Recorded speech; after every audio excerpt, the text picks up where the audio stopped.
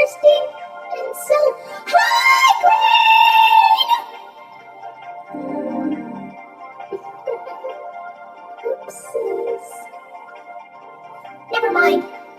So, do you know what we're going to be doing today?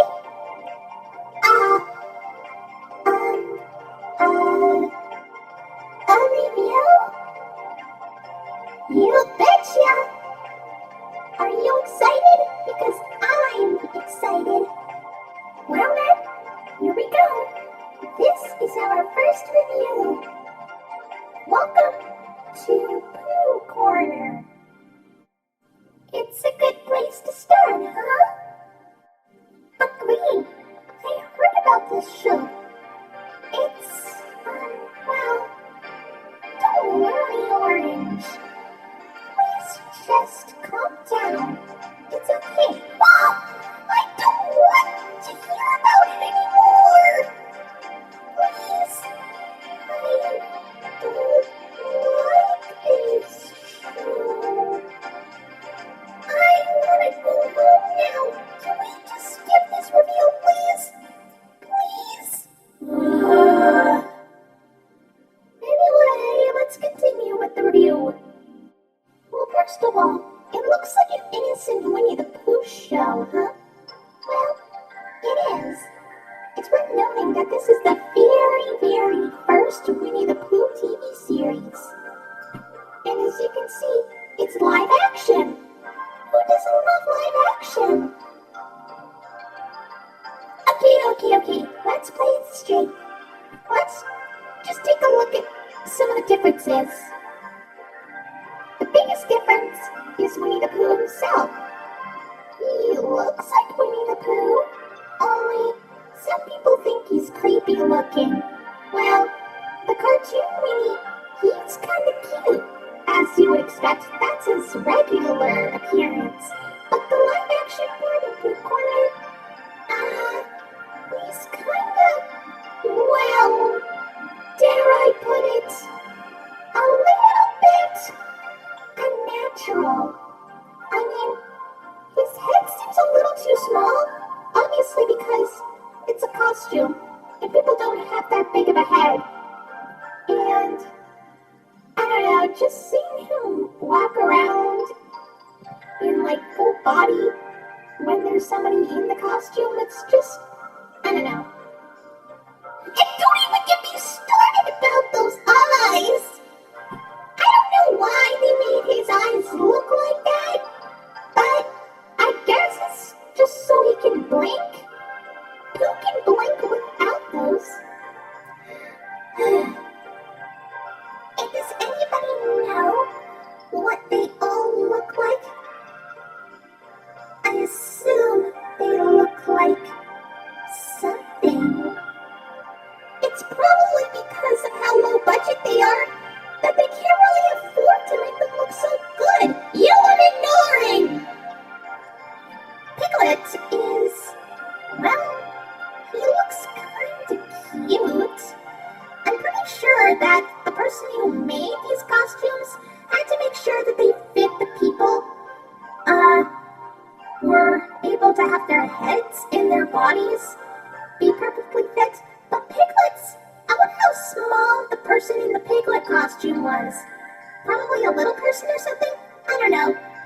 Oh, let's look at the differences between this piglet costume and the cartoon piglet. Well, the head's a little bit roundish. Also, this version of Piglet wears a scarf. Well, the Piglet we all know does not wear a scarf. I mean, it is a cute looking scarf. I do like scarves, but, well, I don't know. He does look cute in that scarf, I must say. Now let's look at Tigger. I understand Tigger is known to bounce on his tail, but because this is live action, I'm guessing there was no way they were able to make him bounce with his tail. I mean, a fake tail isn't as strong enough as, say, well, any tiger's tail, I must say. Also, I think that he's a little too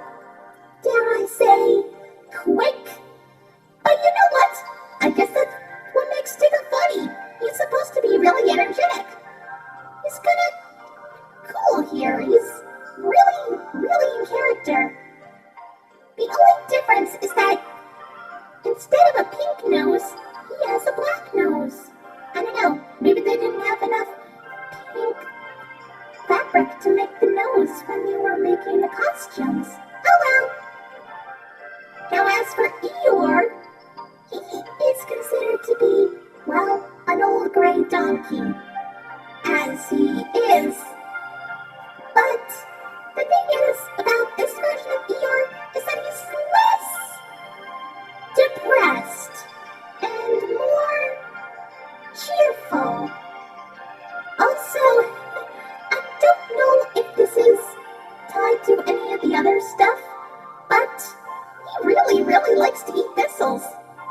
I mean, thistles are plants, so I guess maybe they kind of put that into the actual Pooh stuff, but I guess that we've never really had that information, and we've only heard it here. Also, how does the Eeyore costume work? So for Kanga, I understand Kanga is kind of the female in the Winnie the Pooh cast, but just seeing the live-action version of Kanga, well, in Welcome to Pooh Corner form, she kind of looks a little bit like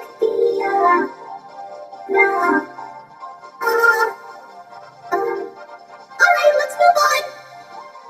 Roo is, he's actually kind of cute. And that's all. Moving on.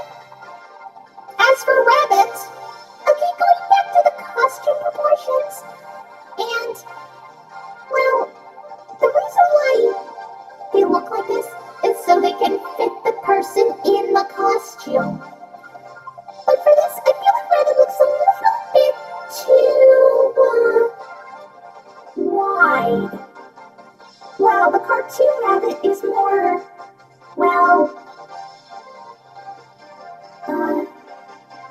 thin, I must say. Also, I noticed that Rabbit is less cranky than his original cartoon counterpart.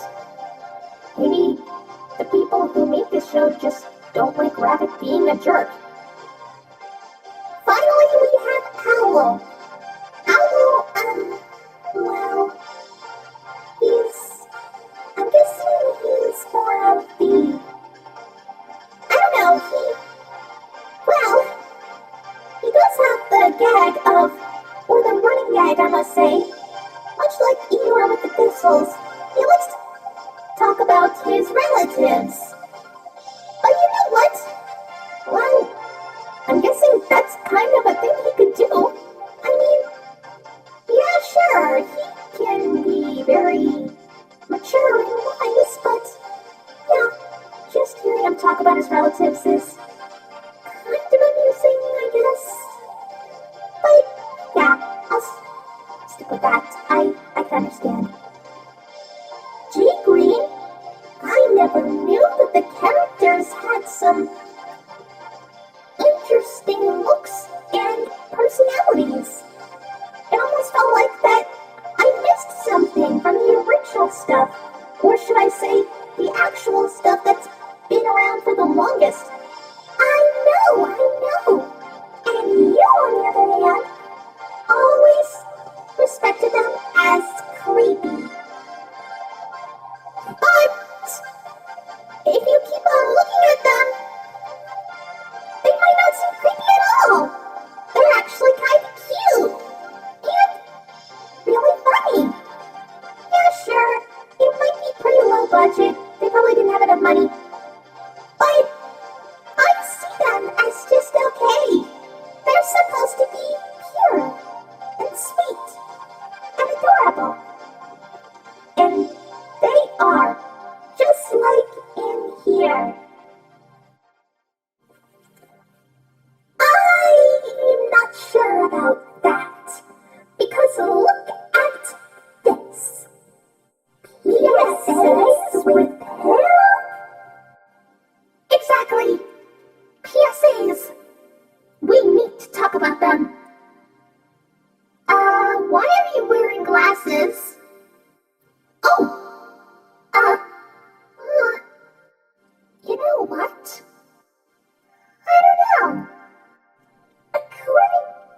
Yes, it seems that they did these PSAs for educational children for schools. They talked about scuba safety and stranger danger. Oh, that's nice. I guess it would have been. Wait, what? Scuba safety, etiquette, and stranger danger? Are you telling me that they also entertain children at school? Yeah. Is that a problem? I can't believe that those kids were actually able to pay attention without, worrying. Don't worry about anything.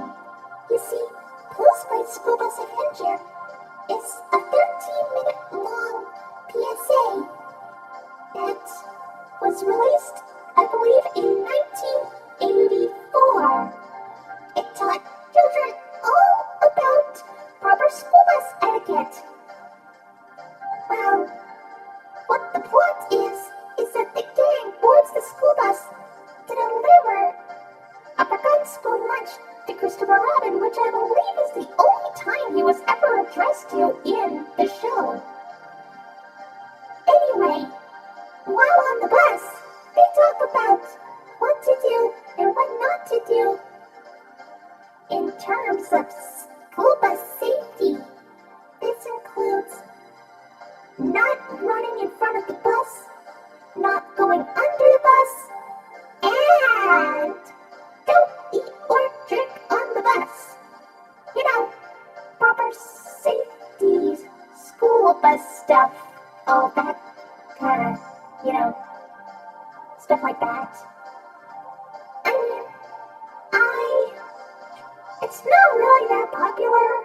In fact, I'm pretty sure that you can only find a VHS copy of it somewhere in, I don't know, a really old vintage antique store or something.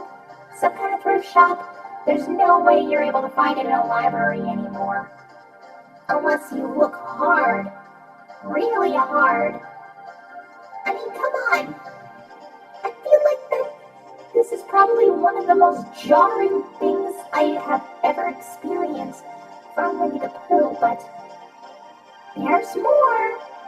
However, there was another PSA, which is obviously the Stranger Danger one. Too Smart for Strangers was released in 1985 and was 45 minutes long. That is a very long one. But it's only lasted 45 minutes. In this one, you have to learn all about Stranger Danger. It features a few kids talking about what to do when approached by a stranger and what they do when, that happens. And of course, the Winnie the Pooh characters also give some tips on how to stay safe. Don't let a stranger in your house when a parent isn't home. Don't take anything from a stranger if they offer it to you, and run away when approached by a